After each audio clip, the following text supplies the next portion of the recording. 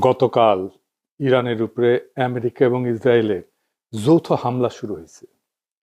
ইরানের রাষ্ট্রীয় টেলিভিশন দেশটার সর্বোচ্চ নেতা আয়াতুল্লাহ আলী খামেনির মৃত্যুর খবর নিশ্চিত করছেন। ইন্না লিল্লাহি ওয়া ইন্না ইলাইহি রাজিউন। সৃষ্টিকর্তা এই শহীদের মৃত্যু কবুল করুন। এখন এই যুদ্ধের ভবিষ্যৎ কি? কেউ কেউ কইতেছেন ইরানের তো আসলে পাল্টা আঘাত করার মতো তেমন কিছু নাই, কিছু ক্ষেপণাস্ত্র ছাড়া। ক্ষেপণাস্ত্র ব্যয়বহুল, এইটার একটা স্টক আছে, সেটা শেষ হয়ে যেতে পারে দ্রুত। বিমান দিয়ে বোমা মারা অনেক বেশি কস্ট এফেক্টিভ, তাই এই যুদ্ধে ইরান টিকবে না। তার উপরে আমেরিকা আর ইসরায়েল একসাথে আক্রমণ করছে, আর ইরান ওইদিকে কাতার, বাহরাইন, জর্ডান, আরব আমিরাত, সৌদি আরব আর ইসরায়েলেও একসাথে পাল্টা আক্রমণ করছে। ইরান একা অসংখ্য শত্রুদের সাথে একসাথে লড়তেছে। একা এতগুলো রাষ্ট্রের সাথে একই দিনে যুদ্ধ বাধায় দেওয়ার ইতিহাস দুনিয়াতে আর একটা আছে কিনা মিলিটারি বিশেষজ্ঞরা বলতে পারবেন। আমি খুঁজে দেখছি, পাই নাই। এটি একটা অভাবনীয় যুদ্ধ, এমন যুদ্ধ আগে কখনো হয় নাই। ইরান একটা মরণ কামড় দিছে এমন ভাবে যে আমি তো মরবই, তোমাদের সাথে নিয়ে মরবো, এই স্টাইলে। এই যুদ্ধে ইরানকে পরাজিত হবে, অন্য পরাশক্তিগুলো কি অবস্থান নেবে? আর আমেরিকা আসলে লাগলো কেন ইরানের পিছনে? আমেরিকার লাভ কি? এই জটিল রাজনীতি বুঝলে পরিষ্কার হয়ে যাবে বিশ্ব রাজনীতি, ভূ রাজনীতি এগুলো কি আসলে কিভাবে কাজ করে। আসেন আজকার আলাপ আল্লাহর নামে শুরু করি। আলোচনা শুরুর আগে আমরা একটু সংক্ষেপে জেনে নিই আগে কি কি ঘটছিল, তাহলে ইরানের সংকট কেন তৈরি হলো সেটা বুঝতে পারবো। ইরানের পারমাণবিক কর্মসূচি নিয়ে 2000 সালের দিক থেকে পশ্চিমা দেশগুলোর সঙ্গে একটা টানাপোড়েন চলতেছিল। অভিযোগ ছিল ইরান হয়তো পারমাণবিক অস্ত্র বানাইতেছে। পৃথিবীর প্রত্যেকটা দেশে পারমাণবিক কর্মসূচি আছে, কিন্তু বাংলাদেশেরও আছে। এটা শুধু বোমা বানাইতে লাগে না, ইলেকট্রিসিটি বানাইতে লাগে, আমাদের চিকিৎসার জন্য লাগে, ক্যান্সার চিকিৎসার জন্য লাগে, রেডিওথেরাপি মেশিনে লাগে, আপনারা জানেন, এক্সরের জন্য লাগে, এমনকি বুকে যে হার্টের ডাক্তারেরা স্টেন্ট বসায় না, ওই টাইমেও লাগে। স্টেন্ট লাগাইতে গেলে দেখবেন যে ডাক্তার, নার্স, টেকনিশিয়ানরা বুকে স্যার কোনা এরকম একটা ছোট বাক্সের মতো সাদা এটা পড়ে থাকে, রেডিয়েশন মাপে ওইটা। যাই হোক, ইরান পারমাণবিক অস্ত্র বানাবে এই ভয়ে জাতিসংঘ, ইউরোপিয়ান ইউনিয়ন, যুক্তরাষ্ট্র ইরানের উপরে কঠোর অর্থনৈতিক নিষেধাজ্ঞা দেয়। ইরানের তেল রপ্তানি কমে যায়, ব্যাংকিং ব্যবস্থা প্রায় বিচ্ছিন্ন হয়ে পড়ে, অর্থনীতি স্থবির হয়ে যায়। এই অচল অবস্থা কাটাইতে 2015 সালে ইরান এবং 6 বিশ্বশক্তির মধ্যে একটা চুক্তি হয়। এটা চুক্তিটার নাম ছিল JCPOA, মানে হইতেছে joint comprehensive plan of action. কি ছিল সেই চুক্তিতে? চুক্তির মূল কথা ছিল ইরান তার পারমাণবিক কর্মসূচি সীমিত করবে, আর বিনিময়ে নিষেধাজ্ঞাটা উঠবে। পারমাণবিক কর্মসূচি সীমিত রাখা মানে প্রকৃতিতে যে ইউরেনিয়াম পাওয়া যায়, মানে যেটা থেকে পারমাণবিক শক্তি আসে আর কি, ওইটা দিয়ে কিছু হয় না, ওইটাতে ঘন করা লাগে, ঘন ঘন। মানে ধরেন চিনি ছাড়া চা হইতেছে প্রাকৃতিক ইউরেনিয়াম, পাইনসা চা হইতেছে অল্প সমৃদ্ধ ইউরেনিয়াম, মানে একটু ঘন হয়েছে। হালকা মিষ্টি চা হইতেছে মাঝারি সমৃদ্ধ ইউরেনিয়াম, আর কড়া মিষ্টির চা হইতেছে বোমার তৈরি গ্রেডের অতি সমৃদ্ধ ইউরেনিয়াম। এটা কেমনে ঘন করে এই ইউরেনিয়াম?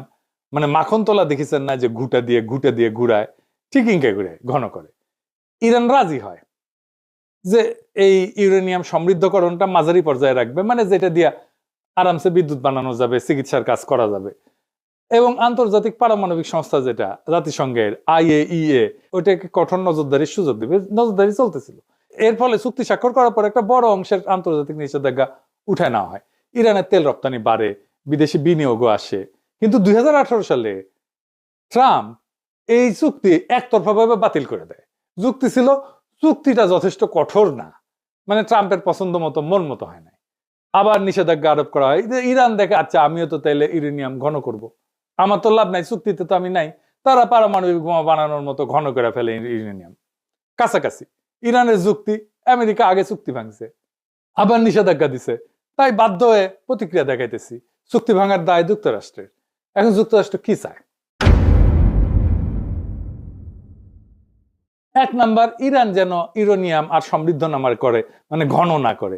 এটাই শেষ না, তার মজুদ যেটা আছে সেটা যেন কমায়, এটাই শেষ না। আবার কঠোর নজরদারিতে যেন রাজি হয়, এখানেই শেষ না। সে যেন তার ব্যালিস্টিক মিসাইলের কর্মসূচি ত্যাগ করে, এটা যেন আর না বানায়। আর কে? এটাই শেষ না, হিজবুল্লাহ, ইয়েমেনের হুতিদের যেন সাহায্য না করে। আবার ইসরায়েল দাবি করে ইরানের পারমাণবিক অবকাঠামো পুরো চূর্ণ বিচূর্ণ করে দিতে হবে, এটা শেষ করে ফেলতে হবে, মাটির সাথে মিশাই দিতে হবে। একটা দেশে বাইরের দুইটা রাষ্ট্রের ইচ্ছা মতো চলতে হবে। আমেরিকা ইসরায়েল যা চাইবে তাই চলতে হবে, এটা কোনো মর্যাদা সম্পন্ন দেশ করবে না। এবার আসেন দেখি আসল প্রশ্ন, আমেরিকা ইসরায়েল কি ইরানকে হারাইতে পারবে? প্রথমে বলেনি আমেরিকার ইসরায়েলের সম্মিলিত সামরিক ক্ষমতার ধারে কাছেও ইরান নাই, তাইলে কি ইরান হারা যাবে? না, এই প্রশ্নের উত্তর অত সহজে দেওয়া যাবে না। আসেন আমরা আলাপটা শেষ করলে বুঝবেন আসলে ইরান হেরে যাবে কিনা। যুদ্ধ তো শুধু অস্ত্রের কস্ট বেনিফিট অ্যানালাইসিস না, যুদ্ধ রাষ্ট্রের কাঠামো, ইতিহাস, ভূগোল, মনস্তত্ত্ব সব মিলে একটা পূর্ণাঙ্গ সমীকরণ। আর সেই সমীকরণে ইরানকে সহজে হারানো খুবই কঠিন, প্রায় অসম্ভব। কেন? আমাদের একটু ইতিহাসে ফিরে যেতে হবে। ইরানকে বুঝতে হইলে 1953 সাল থেকে শুরু করতে হবে, যখন ইরানের তেলের মালিকানা ইরানের ছিল না, ব্রিটিশ কোম্পানি ছিল, বিপি নাম দেখেন নাই যে, এর ছিল মালিকানা, ব্রিটিশ পেট্রোলিয়াম। 1953 সালে একটা ন্যাশনালিস্ট সরকার ক্ষমতায় আসে, প্রধানমন্ত্রী ছিল মোসাদ্দেক, সে তেল জাতীয়করণ করছিল। এর প্রতিক্রিয়া আমেরিকা সিআইএ কে দিয়া অভ্যুত্থান ঘটায়, তাকে সরায়, শাহকে ক্ষমতায় বসায়। সেই ঘটনা ইরানের রাজনৈতিক চেতনায় গভীর ছাপ ফেলে। বিদেশি হস্তক্ষেপ মানে জাতীয় অপমান, এই বোধ ইরানের রাষ্ট্রীয় স্মৃতির একটা অংশ হয়ে যায়, কালেকটিভ মেমোরির একটা অংশ হয়ে যায়। তারপরে 1779 সালে বিপ্লব হয়, ইরানের বিপ্লব। শুধু ধর্মীয় আবেগ না, বরং দীর্ঘদিনের ক্ষোভ, অপমানবোধ, বিদেশি আগ্রাসন, জাতীয় সম্পদ দখলের বিরুদ্ধে একটা প্রতিক্রিয়া, সব মিলায় রাষ্ট্র একটা নতুন কাঠামো নেয়। ইরানের পর বিপ্লবের নতুন শাসন ব্যবস্থা খুব দ্রুত নিজেদের পাওয়ার কনসলিডেট করে ফেলে। সেনাবাহিনীর ভিতরে যে সমস্ত শাহপন্থী উপাদান ছিল সেগুলো ভেঙে দিয়ে তারা নিজেদের অবস্থান মজবুত করে ফেলে। ফলে বহু বছর পরেও সামরিক অভ্যুত্থান ও গণবিক্ষোভ এই সরকার কিন্তু পড়ে যায়নি। এটা কাকতালীয় না, এটা একটা কাঠামোগত ফল। কিছুদিন আগে সারা ইরানে ব্যাপক বিক্ষোভ হয়েছে না? আন্তর্জাতিক শক্তি সাপোর্ট দিচ্ছে, আমেরিকা সাপোর্ট দিচ্ছে, ইরান সরকার বর্বর ভাবে রক্তপাত ঘটায় বিক্ষোভ দমন করছে, হাসিনার মতো পড়ে যায় না। কিন্তু যদিও ইরানের সমাজ গভীরভাবে বিভক্ত হয়েছে, ইরানের বর্তমান রেজিম পছন্দ করে না এমন ইরানিয়ানদের সংখ্যা বাড়ছে অনেক। 1980 সালে ইরাক আক্রমণ করে ইরানকে। প্রথম থেকে ইরান দুর্বল ছিল, এলাকা দখল হয়ে যায়, কিন্তু 1982 সালের মধ্যে ইরান অধিকাংশ দখলকৃত এলাকা পুনরুদ্ধার করে ফেলে। সাদ্দাম হোসেন ভাবছিলেন যে আক্রমণে ইরানের ভিতরে একটা অভ্যুত্থান হবে, বিপ্লবী সরকার পড়ে যাবে। বাস্তবে হয়েছে উল্টা, যুদ্ধ রাষ্ট্রকে আরো সংহত করছে, জনগণ, সামরিক বাহিনী সবাই সরকারের পিছনে দাঁড়াইছে। এই যুদ্ধ দীর্ঘায়িত হয়েছিল, বিপুল প্রাণহানি হয়েছিল। খমিনি আপোষহীন ছিলেন, তিনি আমেরিকা সোভিয়েত দুই শক্তিকে গ্রেট শয়তান বলছিলেন। এর ফলে ইরাক ইরান যুদ্ধের সময় আমেরিকা, সোভিয়েত ইউনিয়ন, আরব রাষ্ট্র অনেকেই ইরাককে সাহায্য দেয়, সেজন্য যুদ্ধটা দীর্ঘ হয়। তবুও ইরান রাষ্ট্র হিসেবে ভেঙে পড়েনি, বরং দীর্ঘ যুদ্ধ তাকে আরো যুদ্ধ সহনশীল রাষ্ট্রে পরিণত করছে।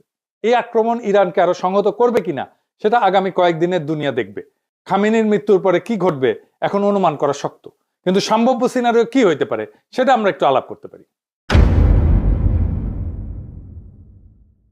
যদি শুধু আকাশ থেকে বোমা মারা হয় তাতে সামরিক স্থাপনা ক্ষতিগ্রস্ত হইতে পারে, কিন্তু রেজিম চেঞ্জ হয় না, সরকার পতন নিশ্চিত হয় না। ইতিহাসে দেখা গেছে নো ফ্লাই জোন বলেন, দীর্ঘ বোমা বর্ষণ বলেন, এসব চলতে পারে বছরের পর বছর, কিন্তু স্থল আক্রমণ ছাড়া, গ্রাউন্ড ইনভেশন ছাড়া রেজিম চেঞ্জ করা কঠিন।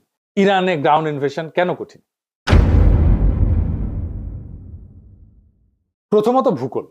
স্থল পথে ইরানে ঢুকতে গেলে পশ্চিম ইরানের দীর্ঘ জাগ্রস পর্বতমালা অতিক্রম করতে হবে। পাহাড়ি ভূখণ্ডে বড় আকারের সেনা, ট্যাঙ্ক, সরবরাহ লাইন এগুলো এগায় নেওয়া খুব কঠিন।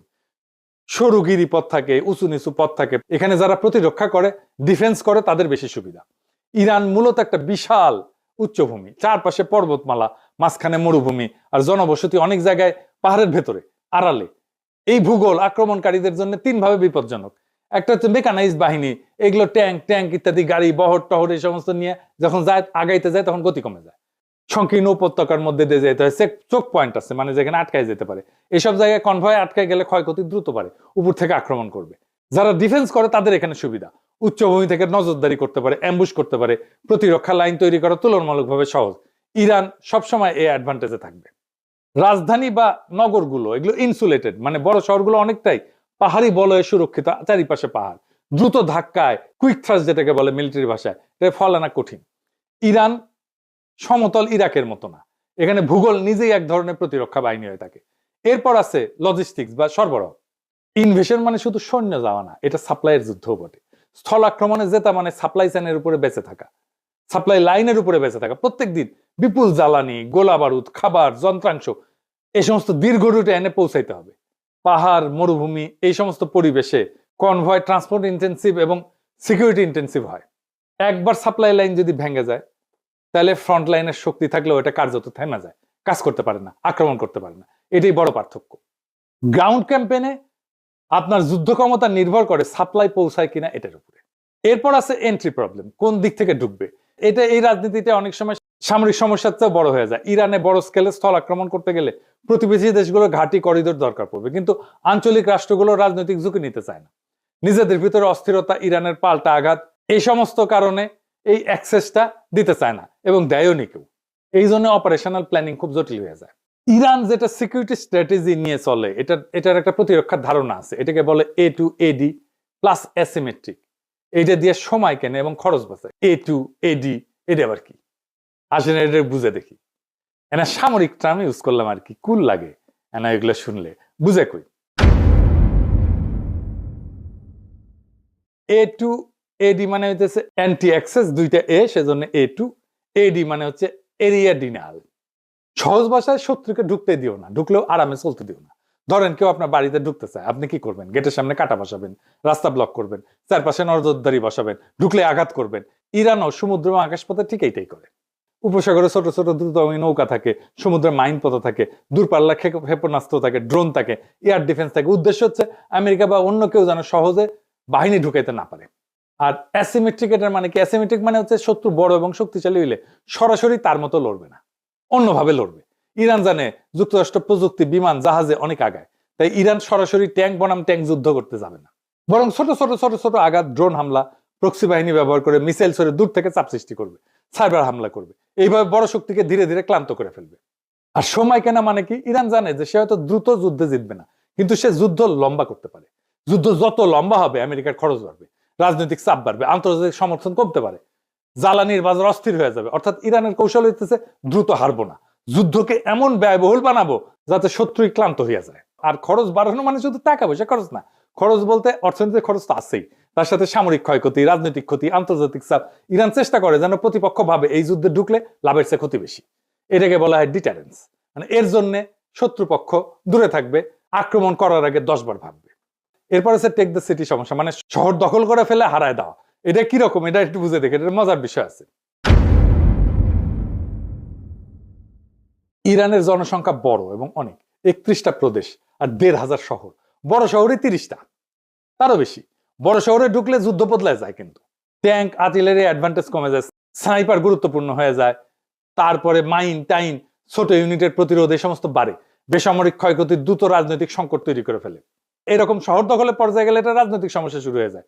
রাশিয়ায় এক স্ট্যালিনগ্রাদ শহরকে কবজা করতে পারে না হিটলার, লেজ গুটায় পালাইতে হয়েছিল। ইউক্রেনের শহর হইতেছে 450 মতো, রাশিয়া মাত্র 6-7টা দখল করতে পারছে এই 4 বছরে যুদ্ধে। এই জন্য আমেরিকা বড় আকারের যুদ্ধ দীর্ঘদিন চালাতে পারবে না। কেন? এটা আমার কথা না, ওয়াশিংটন পোস্টে আমেরিকান জেনারেলরা বলছে যুক্তরাষ্ট্রের কাছে এখন পর্যাপ্ত গোলা বারুদ, রকেট, ইন্টারসেপ্টার এগুলো নাই, যা বড় আকারে দীর্ঘ সময় যুদ্ধ চালাইতে পারে। এবং অনেক মধ্যপ্রাচ্যের দেশও তাদের ঘাঁটিগুলো যুদ্ধের কাজে দিতে রাজি না। এটা বড় ধরনের সামরিক অভিযানের জন্য একটা বড় বাধা, ওয়াশিংটন পোস্টের জেনারেলরা বলছে, আমেরিকান জেনারেলরা। আর 2 নম্বরে দিচ্ছে রাজধানী পতন মানে রাষ্ট্রে পতন না। তেহরান দখল হইলেও সরকার পূর্বাঞ্চলে সরে যায়, যুদ্ধ চালাইতে পারে। ইতিহাসে বহুবার দেখা গেছে রাজধানী হারা রাষ্ট্র লড়াই চালায় গেছে। মস্কোতেই তাই হয়েছে, নেপোলিয়ান গেছে, মস্কো দখল করছে, ওরা চলে গেছে দূরে, পরে আবার ফিরে আসছে। এবং নেপোলিয়ান ওই রাশিয়ার যুদ্ধে হারছিল, কিছুই করেনি, শুধু বসেছিল রাশিয়ান সোলজাররা। যাই হোক, তৃতীয়ত রাজনৈতিক মনস্তত্ত্ব। বাইরে থেকে হামলা হলে সরকার এটাকে বিদেশি আগ্রাসন হিসেবে তুলে ধরতে পারে, জাতীয়তাবাদী ঐক্য তৈরি করতে পারে। যে জনগোষ্ঠী সরকারের সমালোচক তারাও অনেক সময় দেশের প্রশ্নে একসাথে দাঁড়ায় যায়। দেখেন ইরানে বোমা মারতেছে, যে যুদ্ধ শুরু হইতেছে, জন্য ইরানিরা খুশি যে তারা জবাব দিতে পারে। চতুর্থত আমেরিকার নিজস্ব রাজনৈতিক বাস্তবতা। বড় আকারের স্থলযুদ্ধ মানে বিপুল খরচ, দীর্ঘ সময় আভ্যন্তরীণ রাজনৈতিক চাপ। শুধু নৌ এবং বিমান শক্তি দিয়ে সীমিত হামলা চালানো তুলনামূলকভাবে সহজ, কিন্তু স্থল বাহিনী মোতায়েন করা একটা ভিন্ন মাত্রার সিদ্ধান্ত। আর একটা দিকে হচ্ছে এয়ার স্ট্রাইকও কিন্তু সস্তা না। আধুনিক জেট বিমানের প্রত্যেক ঘন্টার ফ্লাইং খরচ, নির্ভুল অস্ত্রের মূল্য, সব মিলায় দীর্ঘমেয়াদী বোমাবর্ষণও কিন্তু খুব ব্যয়বহুল। যদি দ্রুত রাজনৈতিক ফল না আসে, তাতে আক্রমণকারী পক্ষের আগ্রহ কমে যেতে পারে। ইয়ামেনে হুতিদের উপরে দীর্ঘ বোমাবর্ষণ করছে আমেরিকায়, তা হুতিরা আত্মসমর্পণ করছে? করে নাই। সব মিলায় সমীকরণটা এরকম যে ইরানের সামরিক সক্ষমতা হয়তো সীমাহীন না, ক্ষেপণাস্ত্রের মজুদ সীমিত, কিন্তু যুদ্ধে জেতা মানে শুধু প্রতিপক্ষের অস্ত্র শেষ হওয়া না, রাষ্ট্র ভাঙতে হইলে ভেতরের কাঠামো ভাঙতে হয়। আর ইরান বিপ্লব পরবর্তী 4 দশকে নিজেদের এমন ভাবে গড়ে তুলছে যে বাইরের আঘাত তাকে দুর্বল না করে এরকম সময় তাকে আরো সংহত করতে পারে। সুতরাং বর্তমান যৌথ হামলা ইরানকে ক্ষতিগ্রস্ত করতে পারে, কিন্তু শুধু আকাশ যুদ্ধ দিয়ে ইরানের সরকারকে সরানো, রাষ্ট্র কাঠামো ভেঙে ফেলা তা সহজ বা নিশ্চিত না। এরপরে ইরানের হাতে আছে 2টা স্ট্র্যাটেজিক অ্যাসেট। কি সেটা? এইটা পারমাণবিক বোমার চাইতে শক্তিশালী। একটা হইতেছে হরমুজ প্রণালী, 20 মিলিয়ন ব্যারেল তেল যায় প্রত্যেক দিন এটা দিয়ে। 8টা দেশের তেল যায় সারা দুনিয়ায়, ইরান, ইরাক, ওমান, আমিরাত, সৌদি আরব, বাহরাইন, কাতার, সারা দুনিয়ার 20 থেকে 25% তেল এই ছোট্ট সাগর পথ দিয়ে যায়। এইটা ইরানের নিয়ন্ত্রণে। সৌদি, কুয়েত আর কাতারের 90% তেল এই রাস্তায় যায়। আর একটা হইতেছে ইয়ামেনের পাশে আর একটা গুরুত্বপূর্ণ প্রণালী আছে, তার নাম হচ্ছে বাব এল মানদেব। এইটা লোহিত সাগর আর গালফ অফ এডেন এই দুইটাকে যুক্ত করে। এর মাধ্যমে জাহাজগুলো সুয়েজ খাল হয়ে ইউরোপ, এশিয়া এই রুটে চলাচল করে। এদিক দিয়ে তেল যায়। এখান দিয়েও প্রত্যেক দিন ধরেন 7 থেকে 10 মিলিয়ন ব্যারেল তেল, পেট্রোলিয়াম পণ্য এইদিকে যায়। এইটা প্রায় 10%-এর মতো তেল পরিবহন করে বৈশ্বিক তেলের। এটাও ইরান হুতিদের দিয়ে আংশিক বা পুরোপুরি বন্ধ করে দিতে পারে। এতে কোন কোন দেশ ক্ষতিগ্রস্ত হবে? আমরা তো হবই। আমরা দুধবাদ, ইন্ডিয়া হবে, ইউরোপ হবে, চায়না হবে, ব্যাপকভাবে ক্ষতিগ্রস্ত হবে। সেটা বড় ব্যাপার না, কিন্তু এই কারণেই বলা যায় ইরানকে আঘাত করা সম্ভব, কিন্তু সেটা ইতিহাস, ভূগোল এবং রাষ্ট্র কাঠামো বিচারে তাই অসম্ভব। এখন প্রশ্ন হইতেছে ট্রাম্পের কি লাভ ইরানকে আক্রমণ কইরা? অন্য লাভের মধ্যে আছে আমেরিকাকে ট্রাম্প তো গ্রেট বানাবে, মেক আমেরিকা গ্রেট এগেন। ও গুয়াতনাই সাম রাধাকৃষ্ণের নাম। তো এখন যারা ওর কম্পিটিটর, মানে ধরেন ইউরোপ, তারপরে চায়না, তাদের চাপে ফেলতে পারে। ইউরোপ আর চায়নাকে সে যুদ্ধ বাধা এই দুই শক্তিকে চাপে ফেললো, তেল পাইল না, এক্সট্রা লাভ। তাদের ইকোনমি চাপে পড়বে, ইউরোপ এবং চায়নার ইকোনমি চাপে পড়বে এই যুদ্ধের কারণে, কারণ তাদের জ্বালানি আসবে না। ইউরোপ আর চায়নার ইকোনমি দারুণভাবে ক্ষতিগ্রস্ত হবে। আর ইন্ডিয়া আমার অনুমান সিস্টেম করে আসছে ও মোদির সফরে, আবার হয়তো রাশিয়ান তেল নিবে, এই কনসেশন দিয়ে আসছে। ট্রাম্প তো কিছু না পাইলে কিছু দেয় না। একবার তো নেতা নেওয়ার মনোরঞ্জনের জন্য নাচছিল মোদি, এপস্টেইন ফাইলে আসিছে। এইবার আমার অনুমান আফগানিস্তান আর পাকিস্তানের মধ্যে যুদ্ধটা ওই মোদি লাগাইছে, পাকিস্তানকে সীমান্তে বিজি রাখবে। এখন তালেবান আর ইন্ডিয়া তো জিগরি দোস্ত, পাকিস্তান যেন কোনোভাবে আর এইদিকে নজর দিতে না পারে, সাহায্য করতে না পারে ইরানরে। সে তো আবার ইরানের বন্ধু। আবার ভারতীয় রাষ্ট্রায়ত্ত company India ports global limited, সে ইরানের চাবাহারের শহীদ বেহেশতি টার্মিনাল পরিচালনা করে। ভারত সেখানে ক্রেন, কার্গো হ্যান্ডলিং এই সমস্ত ইকুইপমেন্ট বসাইছে। এখান থেকে কোনো গোয়েন্দা তথ্য নিতে পারে। এই পোর্ট হয়তো তাদের কাজে লাগতে পারে ইসরায়েলের। ইরানের এই পোর্ট ম্যানেজমেন্টের দায়িত্ব তো উচিত হয় নাই দেওয়া ইন্ডিয়ারে, ইরানের। ওরা দেওয়ার সবার বেশি বুঝে। আবার ওমানের ডোকোমেও একটা পোর্ট আছে যেখানে লজিস্টিক অ্যাক্সেস আছে, মেইনটেনেন্স অ্যাক্সেস আছে ইন্ডিয়ার। এটা আবার হরমুজ প্রণালীর জাস্ট বাইরে। ফলে পারস্য উপসাগরের উত্তেজনা হইলে বিকল্প অপারেশন পয়েন্ট হিসেবে এটা কাজ করতে পারে। হয়তো ইন্ডিয়া এই পোর্টগুলো থেকে কোনো সাহায্য দিবে ইসরায়েলকে, আমেরিকাকে, হইতে পারে গোয়েন্দা তথ্য বা লজিস্টিক্স। ইরান হয়তো সামরিক দিক থেকে দুর্বল, কিন্তু ইরান কোনো ফাঁকা মরুভূমি রাষ্ট্র না।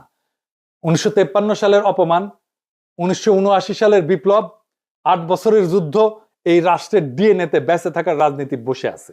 খামেনি নিহত হয়েছে, তাহলে হয়তো নেতৃত্ব বদলাবে, কিন্তু রাষ্ট্র কি ভেঙে পড়বে? ইতিহাস বলে খুব সহজ না। যদি শুধু আকাশ হামলা হয় অবকাঠামো ক্ষতিগ্রস্ত হবে, কিন্তু রেজিম চেঞ্জ এটা স্থল আক্রমণ ছাড়া প্রায় অসম্ভব। ইরান হয়তো দুর্বল, কিন্তু কোন ঠাসা রাষ্ট্র সবচেয়ে বিপজ্জনক হয়?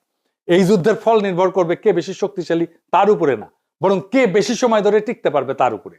আর বিশ্ব রাজনীতি আজ আবার প্রমাণ করছে ভূ রাজনীতি মানে মানচিত্রের রেখা না। ভূ রাজনীতি মানে শক্তি, স্মৃতি, অর্থনীতি আর প্রতিরোধের সমীকরণ। আসন্ন দিনগুলো নির্ধারণ করবে এটা কি একটা সীমিত সামরিক অভিযান নাকি নতুন এক বৈশ্বিক অস্থিরতার সূচনা। আল্লাহ আমাদেরকে সবাইকে হেফাজত করুন এই রক্ত